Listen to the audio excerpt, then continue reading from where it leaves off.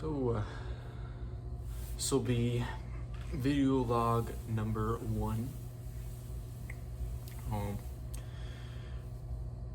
did I say? Okay, today was great. Great. Yeah.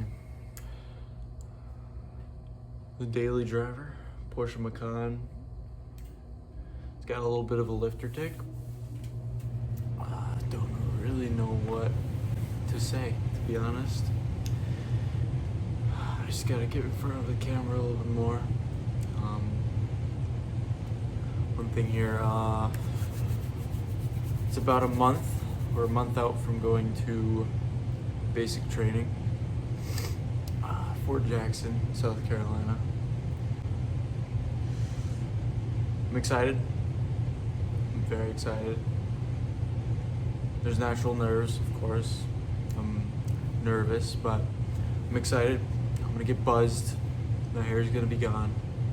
I'm not gonna miss it, but it grows back pretty fast, so not too worried about that. Yeah, I'm waiting on parts for the car as well, and this thing. That thing's gonna take a while, but once I get back from basic, I'm thinking of buying either a crash damaged cabriolet 991.1 or .2, a 991 specifically, so that I can use the drivetrain out of it. I have nothing against the manual. It's just I want to be able to drive this car or have fun driving this car. Not that a manual wouldn't do that for me, but having the PDK in there is just so ergonomic.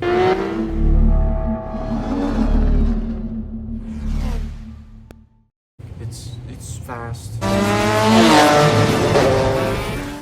It changes gears so quickly. So I'm gonna replace, I know it's cylinder 5 that's ticking. It's got the lifter tick.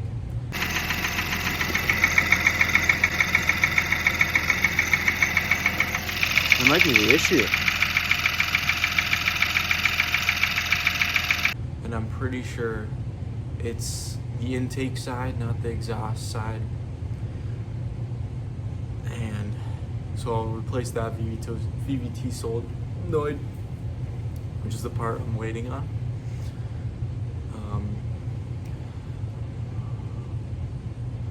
Yeah.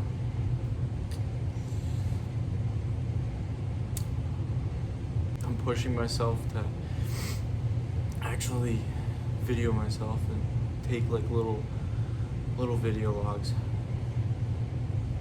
Yeah. I don't know. I'm not expecting myself to change, but I want to see how I change, if I change. Pre-basic training and then post-basic training. So I want to see how I change and going forward, even past that. And when I go to AIT, I'm going to try and get myself in front of camera, do a video log, at least 10 minutes. I mean, that seems like a lot, but it seems just like a lot because it's the first one.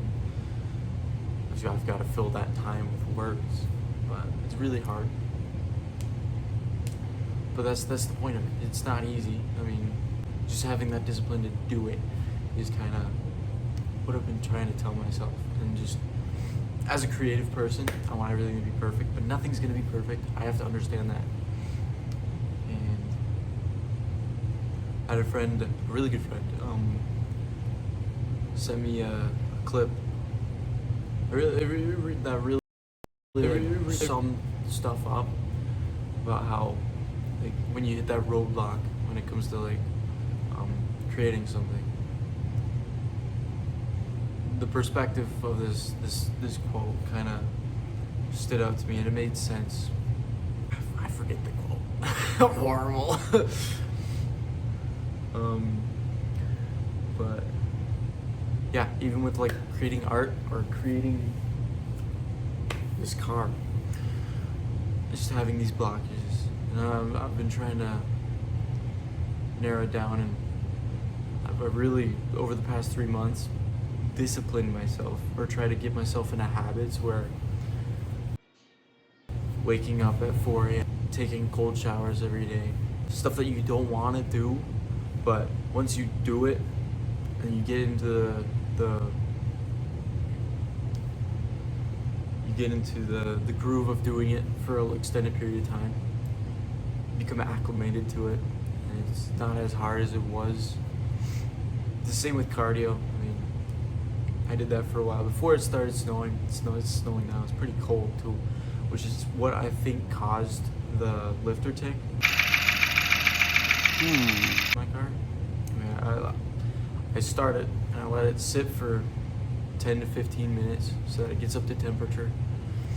It got into the negatives. It was like -30 at one point, and yeah, the car was really sensitive to that. So yeah, that's what it was.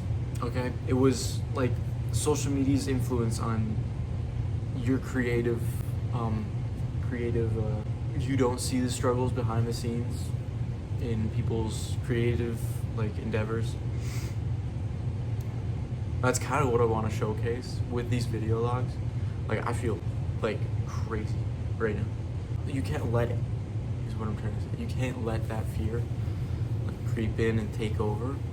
You have to push past that. And I mean, once you're over that fear, and then I get into a project or something, once you're in it, you don't feel that fear anymore. And it's enjoyable.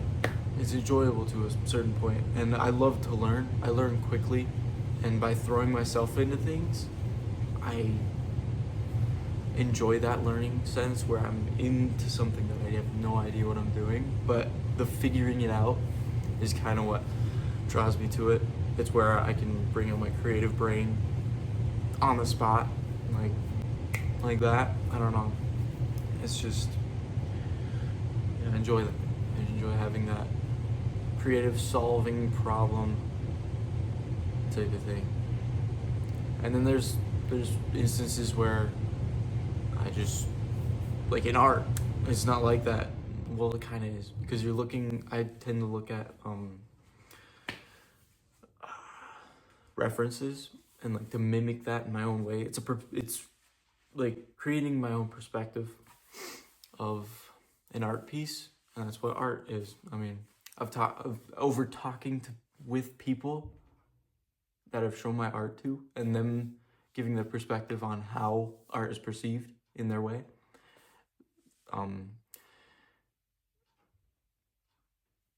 It just makes sense where art is not perfect. It's the imperfections that make it art. And that really made sense to me. So, yeah, I'm gonna keep that in the back of my head, because I used to worry about seeing brush strokes or brush strokes in my paintings, and that's just part of the painting. I mean, it's a painting. It's not a photograph. But yeah, it doesn't always have to be perfect. So